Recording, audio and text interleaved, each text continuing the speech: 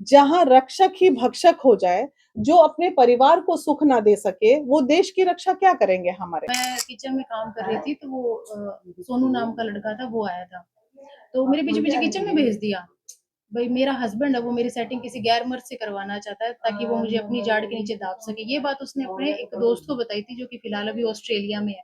35 तोला सोना इनके पिताजी ने इनको दिया था, प्लस दहेज भी दिया था, प्लस सारा कुछ ले दे के इतनी अच्छी शादी की थी। ये सोच के तो नहीं की थी कि बच्ची जो है इस तरह दर दर भटकेगी। और राजस्थान में महिलाओं का कितना पर्दा और कितना शोषण होता है, ये हमारे और आपसे छुपा हुआ नहीं है। फिर उसको टर्मिनेट कराया जाए, नौकरी से उसको टर्मिनेट किया। हाँ जी। बड़े से बड़े आर्मी मैन हो, कमांडेंट हो, डीएम हो या कोई भी हो, जिसकी मानसिकता ही घटिया होगी, वो कहीं पे भी रहे, उससे क्या फर्क पड़ता है। देखिए, शादी भी कर लिए या नहीं किए उस बात को सत्यापित नहीं करते, लेकिन संबंध है, एक्स्ट्रा मैरिटल अफेयर है, इस बात को हम सत्यापित कर सकते हैं, क्योंकि उस लड़की से ये दोबारा आई हैं बिहार, राजस्थान से चल के, इस उम्मीद पे कि हम इनको न्याय दिला देंगे। तो लोगों की उम्मीदों पे खड़े उतरना हमारी पूरी कोशिश रहती है कि हम उतरे। जनवरी में 29 जनवरी को ये हमारे पास आई थी। उस वक्त जो कमांडेंट थे कोलकाता में, वो कमांडेंट थे मिस्टर राजीव उदित। उनसे मेरी लगातार बातें हुई हैं और उन्होंने कहा है नहीं, इनके साथ गलत हो रहा है, मैडम आप उनको लेके आइए, मुझे 15 दिन का समय दीजिए और 15 दिन बाद आप 15 तारीख के बाद आप कभी भी आ जाइए फैब में। तो जब मैंने 15 तारीख के बाद उनको फोन किया कि मैं उनको लेके आ रही हूँ इस बच्ची को, तो तब तक उनका ट्रांसफर हो गया था। तो मे बी उदित जी अपना पिंड छुड़ाने के लिए मुझे 15, उनको तो पता होगा कि मैं 15 दिन बाद मेरा ट्रांसफर हो रहा है कमांडेंट साहब को। फिर उनके जगह आए आलोक कुमार सिंह, कमांडेंट है वहां के। उनसे मेरी बात हुई इस मैटर पे।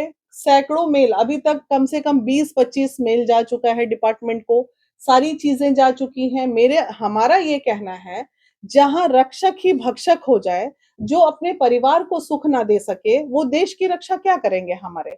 दूसरी बात, जब जाने की बात हुई, आलोक कुमार सिंह आए, उन्होंने सुपरवाइजर का नंबर दे दिया, मैडम तुरंत आपको डिपार्टमेंट से कॉल जा रहा है। ये बेचारी उम्मीद में 1.5 महीने से वापस राजस्थान जाके बैठी हुई है कि मैडम कुछ करेंगी। तब तक हमने 1.5 महीने इंतजार किया डिपार्टमेंट का। जब सुपरवाइजर ने बोला कि मैडम अभी आप मत आओ, फिर फरवरी में जाने की बात हुई कि इनको लेके हम वहां पहुंचेंगे कोलकाता और डिपार्टमेंट में एक काउंसलिंग होगी और फिर या तो प्रेम से रह लो या प्रेम से अलग हो लो। इनका जो 35 तोला सोना इनके पिताजी ने इनको दिया था, प्लस दहेज भी दिया था, प्लस सारा कुछ ले दे के इतनी अच्छी शादी की थी, ये सोच के तो नहीं की थी कि बच्ची जो है इस तरह दर दर भटकेगी। और राजस्थान में महिलाओं का कितना पर्दा और कितना शोषण होता है, ये हमारे और आपसे छुपा हुआ नहीं है। उसके बाद जब उन्होंने कहा कि आप मेल कीजिए, मैं तुरंत आपको रिप्लाई करता हूं और बुलाता हूं, फिर लगातार उसके बाद 10 बार मेल किए गए, लेकिन मेल का भी कोई जवाब डिपार्टमेंट से नहीं आया। और जब आक्रोशित होकर मैंने लास्ट कॉल इनसे किया था, ऑलमोस्ट मैं मान के चलूं मार्च फर्स्ट वीक में, तो उन्होंने कहा था कि मैम सो मत आइए, मैंने चेक किया है, ये तो हमारे यहाँ चार्ली चार्ली कंपनी, मतलब बटालियन 145 का मामला है। लड़के का नाम शिवराज सिंह चौहान है। और जब सारी डिटेल्स पता की तो पता चला वो कोलकाता में नहीं, वो मणिपुर में पोस्टेड है। तो मेरा ये कहना है कि देखिए, ये है कमांडेंट जो कि हमें बरगला के 2 महीने तक टाले। उस वक्त तक इनको नहीं पता था कि इनका ये स्टाफ मेंबर जो सिपाही है वो मणिपुर में पोस्टेड है। आपको 2 महीने बाद पता चलता है कि आपका सिपाही मणिपुर में पोस्टेड है। उसको अभी भेजा गया है, वहां पे कार्यरत है। जब वो वहां से डिपुटेशन कंप्लीट करके यहाँ आएंगे मैडम, तब आप लोग आइएगा। तो आखिर कब तक इंतजार करेंगे, इतना इंतजार, 2 महीने के इंतजार के बाद आज ये पीसी कॉल किया गया, ये फिर चल के दोबारा आई है मैडम अब मुझे प्रेस में आना है, मीडिया में आना है, मैं अब मीडिया के थ्रू अपनी बातें, तो मैं चाहूंगी कि आप मीडिया भाइयों के थ्रू ये बात वो तमाम आलोक सिंह और राजीव उदित कमांडेंट तक ये बात पहुंचे। और क्यों इतनी बड़ी लापरवाही आप डिपार्टमेंट में रह के करते हो, इसका जवाब उनसे मांगा जाए। डिपार्टमेंट मांगेगा, उनसे भी तो ऊपर हायर अथॉरिटी बैठे हैं ना, कमांडेंट ही आखिरी निर्णय थोड़ी होता है किसी का। बिना ये इतना कानून बना हुआ है, जब बीएसएफ की वाइफ दर दर भटक रही है तो सुन के भी बहुत डर लग रहा है कि यही तो दुर्भाग्य है इन दिनों, जो हमारी संस्कृति, हमारा सभ्यता, जो जिस तरह लोगों के मन से डर खत्म हो गया है। और भाई एक बात क्लियर है, मीडिया से तो डर भी लगता है लोगों को, लेकिन अब थाना, पुलिस, कोर्ट कचहरी से डर भाग गए लोगों के मन में। कोई किसी से नहीं डरता। सब जान गया कि भाई यहाँ पैसा फेंकेंगे, मामला मैनेज हो जाएगा। आखिर इतने साल, जाने कितने साल से ये तो सारा पैसे का ही खेल चल रहा है ना। थाना बिक गया, डिपार्टमेंट को कन्विंस करके रख लिया, सारा चीज कोर्ट में आता ही नहीं है, तो आखिर इसका क्या होगा, आप बताइए। पूनम जी क्या कहिएगा, बीना जी आपके साथ में हैं, क्या कहिएगा हमारे माध्यम से, ये बताइए। मैं यही चाहती हूँ कि उनको न्याय मिले और सुधरने के उसके कोई मतलब चांस नहीं है कि वो सुधर जाएगा, क्योंकि 2 महीना बहुत होता है। 2 महीने वेट करके देखा मैंने, शायद उसका कोई रिस्पॉन्स आया मेरे पास, पर कोई रिस्पॉन्स नहीं आया कि भाई मुझसे गलती हो गई है, मुझे बचाया जाए। कुछ भी, कोई किसी भी तरीके का कोई रिस्पॉन्स नहीं आया, उसके घर वालों का भी नहीं है, किसी का भी नहीं कि बेटा कोई बात नहीं। मैंने ये नहीं कहा कि आप माफी मांगो, पर सुधर तो जाओ कम से कम। लेकिन अब फिर मैं ये चाहती हूँ कि उसको टर्मिनेट कराया जाए। नौकरी से उनको टर्मिनेट किया हाँ गया। जी।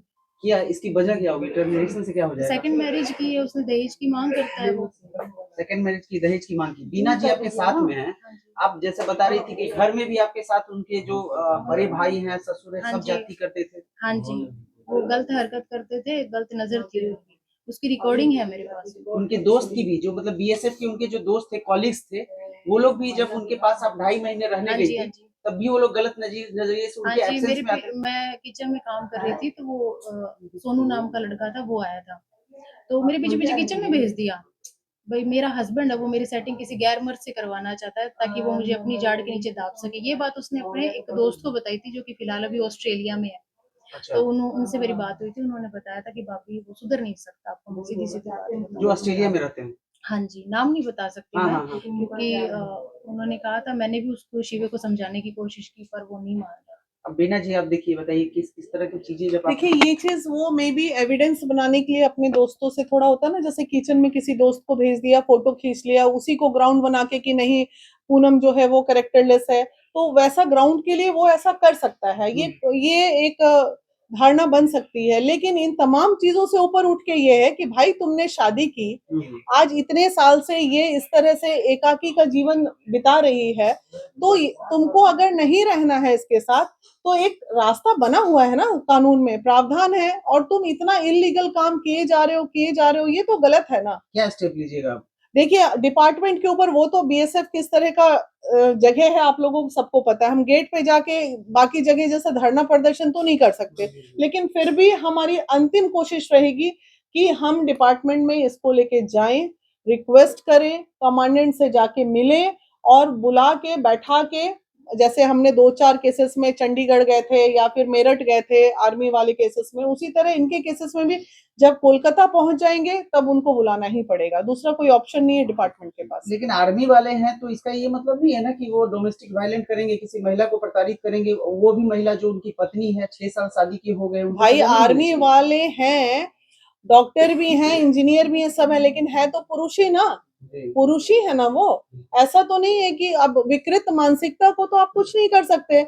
अब वो चाहे बड़े से बड़े आर्मी मैन हो, कमांडेंट हो, डीएम हो या कोई भी हो, जिसकी मानसिकता ही घटिया होगी, वो कहीं पे भी रहे, उससे क्या फर्क पड़ता है। ऐसा व्यक्ति तो कभी सरहद पे कहीं ड्यूटी करते हुए कहीं मासूम सी बच्ची जा रही हो, उसका रेप भी कर सकता है। कई केसेस में हमने देखा भी है, ऐसा नहीं है। तो ऐसे ही लोग तो होते हैं विकृत मानसिकता के, तो ये दर्शाता है आखिर इसमें क्या कमी। आप लोग सब देख रहे हैं।